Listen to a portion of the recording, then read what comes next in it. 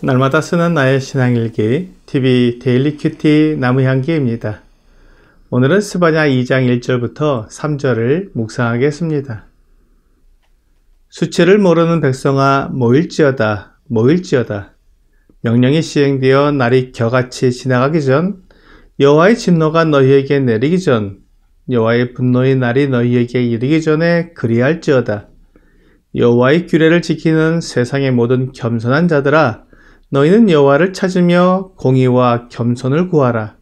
너희가 혹시 여호와의 분노의 날에 숨김을 얻으리라. 하나님의 심판에 대한 말씀을 들을 때 지혜로운 사람들은 그것을 어떻게 피할까 생각합니다. 하나님의 심판은 두렵고 떨리며 또한 말씀하신 그대로 반드시 이루어지기 때문입니다. 그렇기 때문에 심판을 피하는 것은 매우 중요합니다. 그런데 문제는 어떻게 피하는지 그 방법에 있습니다. 만약 하나님의 심판을 피하려고 내가 생각하기에 안전한 곳으로 숨는다면 하나님의 심판을 피할 수 있을까요? 시편 139편 7절부터 10절에는 내가 주의 영을 떠나 어디로 가며 주의 앞에서 어디로 피하리이까? 내가 하늘에 올라갈지라도 거기 계시며 수월에 내 자리를 펼지라도 거기 계시니이다. 내가 새벽 날개를 치며 바다 끝에 가서 거주할지라도 거기서도 주의 손이 나를 인도하시며 주의 오른손이 나를 붙드시리이다 라고 말씀하고 있습니다.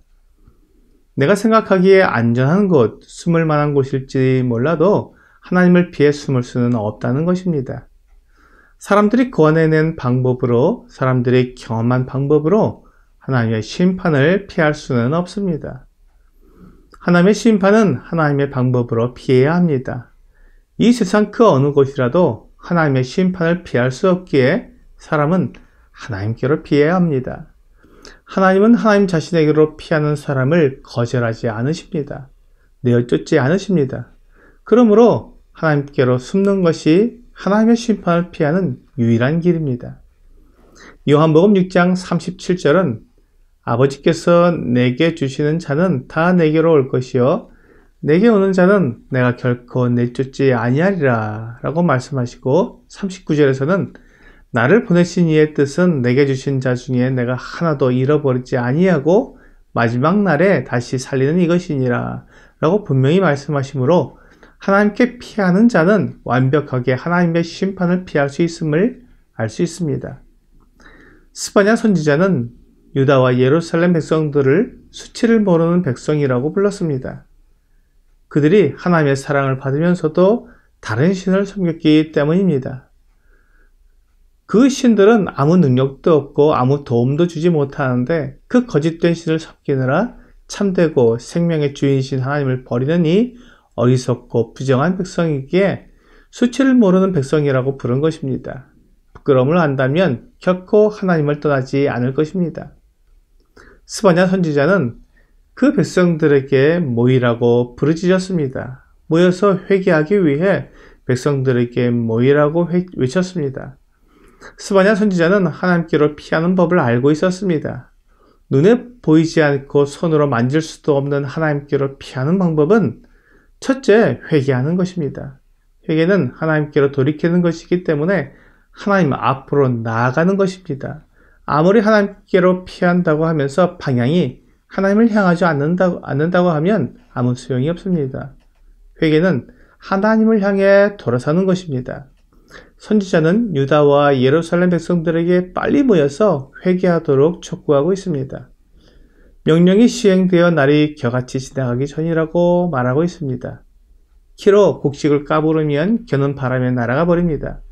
이와 같이 날이 금방 지나가 버리기 전에 모이라는 것입니다. 회개할 수 있는 날들이 지나가 버려서 진노가 내리기 전에 빨리 모이라고 외칩니다. 기회를 주셨지만 그 기회를 붙잡지 않고 뿌리치는 자들에게 분노하시는 그날이 이르기 전에 하나님께 피할 수 있도록 모여서 회개하라는 것입니다. 그들이 하나님께 돌이키는 회개를 하고 나서 이제 여호와의 규례를 지키고 여호와를 찾으며 공의와 겸손을 구해야 합니다. 많은 사람들이 입술로만 하나님께 잘못했다고 용서를 해달라고 구하고는 그 다음에 하나님께 완전히 숨는 행동을 하지 않습니다. 하나님을 향해 돌아섰으면 이제 그 품에 뛰어들어 숨어야 합니다. 그것이 하나님께서 말씀하신 규례를 지키며 공의와 겸손을 나타내는 것입니다. 우리의 삶에서 공의와 겸손을 나타내는 것이 하나님께 피하여 숨는 것입니다. 하나님은 공평치 않은 저울추를 미워하십니다. 거짓말하는 혀를 미워하십니다. 하나님께 피하는 자는 공의와 겸손을 행함으로 하나님께 속해 있다는 것을 나타내야 합니다. 시편 46편 11절은 만군의 여호와께서 우리와 함께 하시니 야곱의 하나님은 우리의 피난처시로다 셀라라고 말씀하고 있습니다.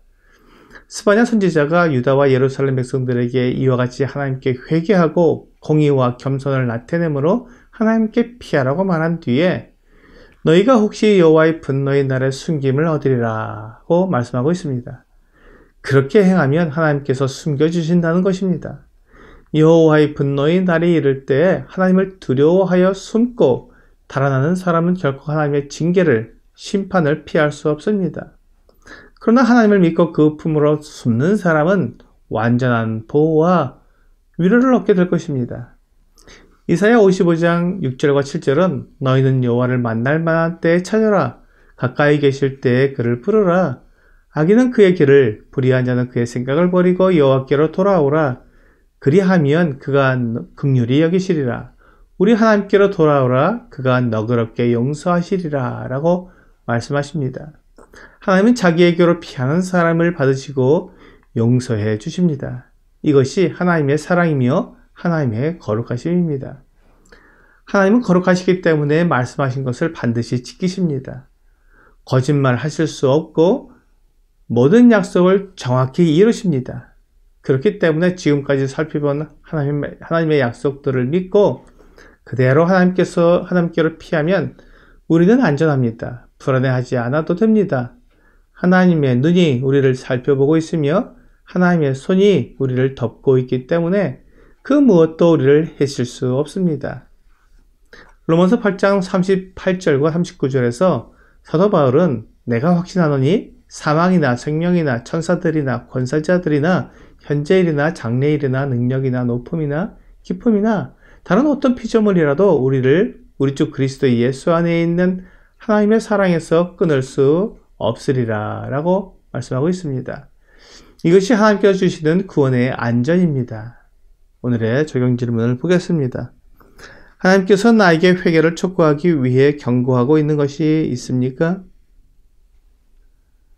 하나님의 말씀에서 나에게 경고하시거나 건강을 통해 경고하시거나 사업이나 직장에서의 어려움을 통해 경고를 받을 수 있습니다.